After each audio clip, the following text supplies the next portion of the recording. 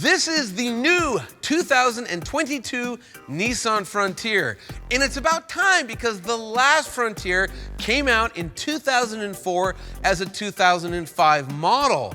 That's 3 years before the iPhone debuted. Now, Nissan is of course claiming this 2022 truck is all new. The truth is somewhat different, but the important question is the new Frontier any good? That's what we're gonna find out.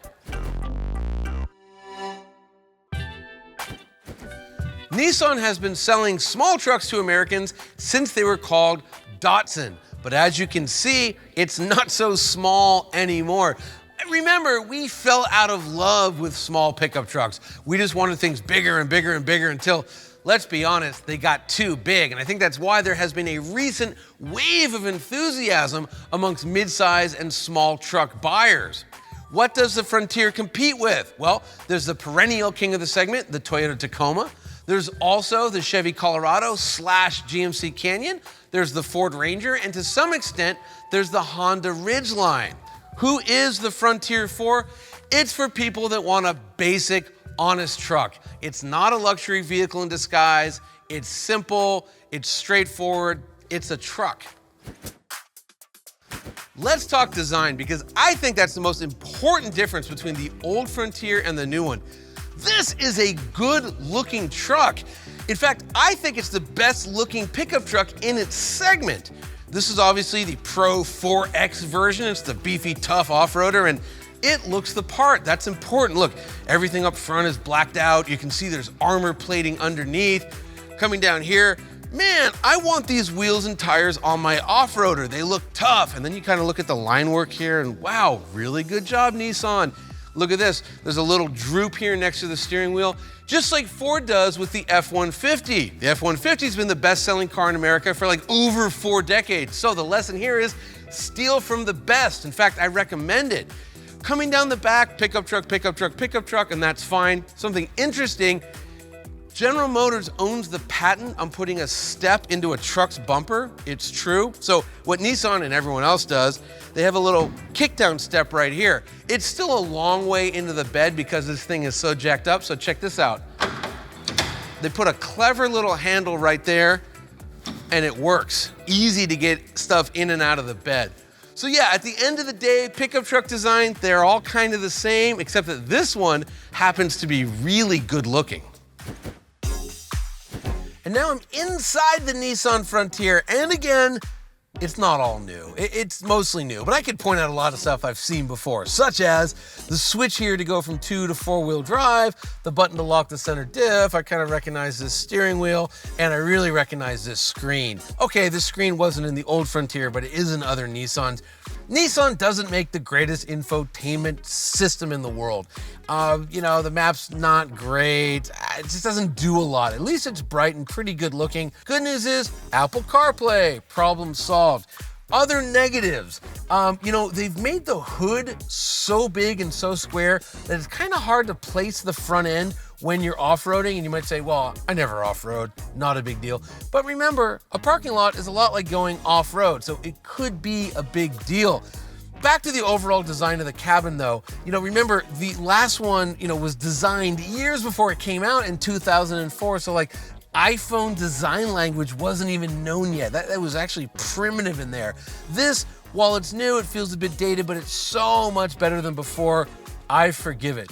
These seats are great, and that really does separate the Frontier out from the rest of the segment, as that segment tends to have really poor seats. Rear seat is a big tight, but remember, you are sitting here. When it comes to performance, the new Frontier is something of a mixed bag. Remember how at the beginning I said Nissan claims this thing is all new? It's not. This powertrain, the engine and transmission, they're actually from the last model year of the last truck. So that's a 3.8 liter naturally aspirated V6, makes 310 horsepower. That sounds pretty good. Makes 281 pound-feet of torque, which sounds okay until you realize that the much smaller turbocharged 4-cylinder engine in the Ford Ranger makes 310 pound-feet of torque. Now, the power goes through a 9-speed automatic transmission, and this is a regular 4x4 setup. It starts life in rear-wheel drive. You can make it 4-wheel drive, go into 4 low. 0 to 60 time though, as a result of not having that much torque and it being a pretty big truck, 7.9 seconds, and the handling, it isn't very good. This is actually the old frame. This is a body on frame truck. This is actually the old frame. It's been tweaked somewhat, but it's not all new. But you're not buying a pickup truck necessarily for that kind of performance. You're buying it for like pickup truck specific stuff. So this can tow a little bit over 6,700 pounds. That's good for the segment. Payload, little bit over 1,600 pounds. That's good for the segment. Fuel economy, 17 miles per gallon around town, 22 miles per gallon on the highway. That's about average for a pretty average or below average segment. As far as safety goes, this truck has not been crash tested yet, so we just don't know. As far as automatic safety features go, it doesn't come with too many. It has collision warning and it has automatic emergency braking if the truck thinks it's gonna hit something. If you want more advanced features, you can get them, and this is stuff like lane departure warning and blind spot monitoring, but you gotta get them on a higher trim level. However, Nissan's Safety Shield is available across all trims. How much? Okay, you can get into a Nissan Frontier for as little as just over $29,000. Considering the average price of a new car in the US last year was $47,000, that's a good deal.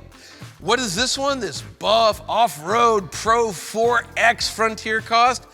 Just about $47,000. It's $46,570 as it sits. What about the competition? Well, if you get a fully spec'd Honda Ridgeline, it's significantly cheaper. It's over $6,000 less expensive. I will point out though that the Nissan has more capability in this tire than the Honda Ridgeline does.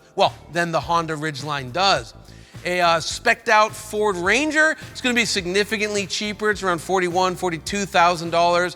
The TRD Pro, which is the most hardcore of the Tacomas, it's about $1,000 cheaper, and the same is true of the mighty Chevy ZR2, which is the most capable pickup truck there is. So if you want this vehicle, you're gonna pay for it. If there's one thing I want you to know about the 2022 Nissan Frontier, it's that it's a good pickup truck. It really is. Yes, okay, Nissan fibbed. It's not all new, it's just mostly new, but they changed a lot of stuff that really matters, like this exterior. It's just so good looking. Wouldn't you want to drive this? And the interior, while it's new yet somehow dated, it doesn't really bother me because it's a pickup truck. You know, in terms of performance, it's kind of meh, but everything in this segment, except for that Ford Ranger, is kind of meh. But the truck stuff, it does great. It's really capable off-road, it can tow a lot, it can haul a lot, and the fuel economy is kind of average for the segment. Let me put it to you like this. For about the same money, would I take the Nissan over a Toyota Tacoma TRD Pro? Yes, I would.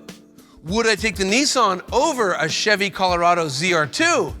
No, I would not. To see vehicle rankings and a complete buyer's guide, please visit motortrend.com/cars.